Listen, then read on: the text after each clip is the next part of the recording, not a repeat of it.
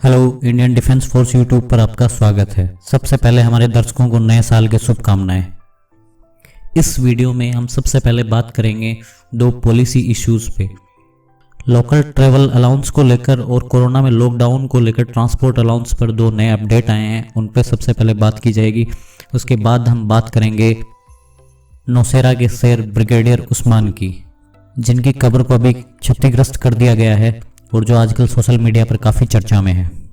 उसके बाद बात होगी फ्लाइंग अफसर राधा चरक की, जो हम लोगों के लिए एक इंस्पिरेशन है। और अंत में बात करेंगे आकाश मिसाइल को लेकर एक नया अपडेट आ रहा है उसकी।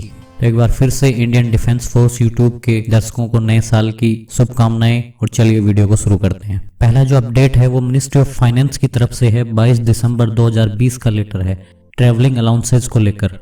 Production of receipt oblique voucher for reimbursement of travelling charges for travel with in the city, जिसको डेली अलाउंस ऑन टूर भी कहते हैं।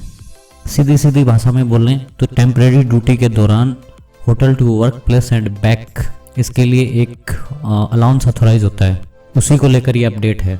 इससे पहले क्या होता था, पे लेवल 3 to 8 तक आपको बिल देने की ज़रूरत नहीं होती थी। एक सेल्फ सर्टिफिकेट देना होता था जिसमें कहाँ से कहाँ ट्रैवल किया है और उसके साथ गाड़ी के नंबर मेंशन करने होते हैं, यानी व्हीकल नंबर।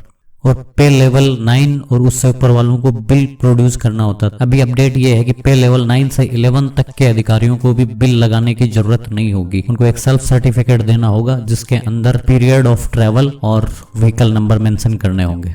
दूसरा अपडेट है ट्रांसपोर्ट अलाउंस यानी टीपीटी को लेकर। ऐसे गवर्नमेंट एम्प्लॉयज जो कोरोना महामारी में नेशनल लॉकडाउन के दौरान वर्क फ्रॉम होम कर रहे थे, यानी पूरे कैलेंडर मंथ के दौरान जो एम्प्लॉयज एक भी दिन ऑफिस नहीं गए, वो टीपीटी अलाउंस के लिए ऑथराइज नहीं है, यानी उनका टीपीटी अलाउंस काटा जाएगा। अब आगे बढ़ते हैं ब्रिगेडियर उस्मान की तरफ। दिल्ली में स्थित उनकी कब्र को क्षतिग्रस्त कर दिया गया है, जिसकी फोटो आपने सोशल मीडिया पर काफी बार देखी होगी। पूर्व सैन्य अधिकारियों ने इस मुद्दे को पुरजोर तरीके से उठाया है और उम्मीद करते हैं कि आने वाले समय में शहीदों के सम्मान के साथ इस तरह से खिलवाड़ नहीं किया जाएगा। ब्रिगेडियर उस्मान को नौशेरा का शेर भी कहा जाता है। ब्रिगेडियर उस्मान भारतीय सेना के शहीद होने वाले सबसे वरिष्ठ सैन्य अधिकारी हैं।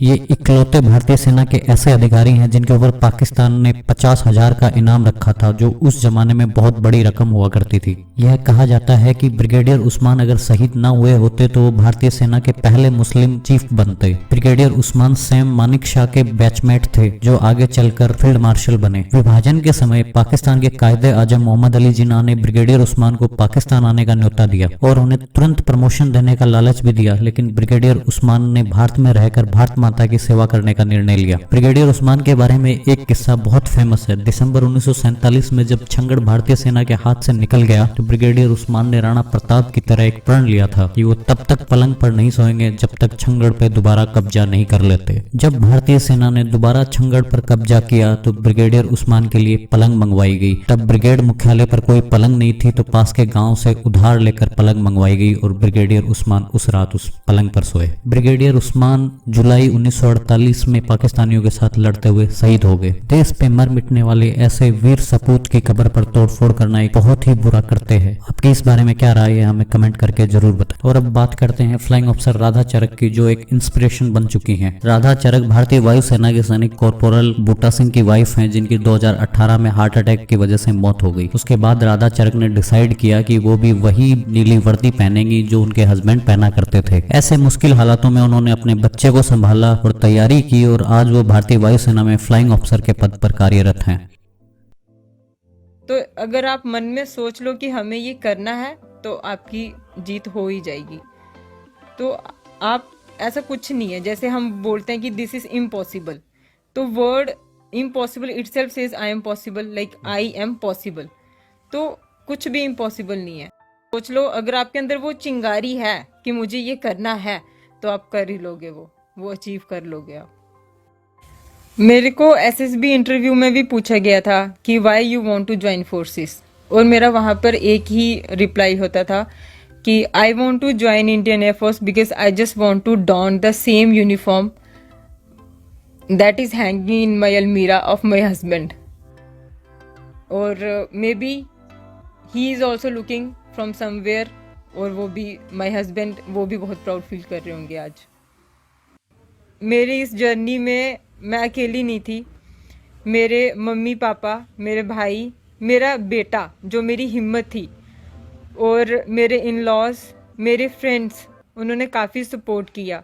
अगली जो खबर है वो आकाश मिसाइल की तरफ से है। आकाश एक भारत में बनाई गई सरफेस टू एयर मिसाइल है जिसको गवर्नमेंट की कैबिनेट कमेटी ने एक्सपोर्ट के लिए अप्रूव कर दिया है। इसका एक्सपोर्ट वाला वेरिएंट भारत में यूज किए जाने वाले वेरिएंट से डिफरेंट होगा। ऐसे देश जो इसमें इंटरेस्टेड थे वियतनाम और फिलीपींस जैसे देश, जिनको अभी ये मिसाइल एक्सपोर्ट की जा सकेगी। अब वीडियो के अंत में बढ़ते हैं उस फोटो की तरफ जिसको देखकर आपके चेहरे पर स्माइल आ सकती है। ये राजपथ की फोटो है जिसमें वायु सैनिक दूसरे वायु सैनिक की जर्सी पर ओस की बूंदों से स्माइली बना रहा है। तो thank you so much for watching this video. अगर वीडियो पसंद आया है तो इसको लाइक और शेयर करें, चैनल को सब्सक्राइब करें, फेसबुक पे देख रहे हैं तो पेज को लाइक करें। जय हिंद।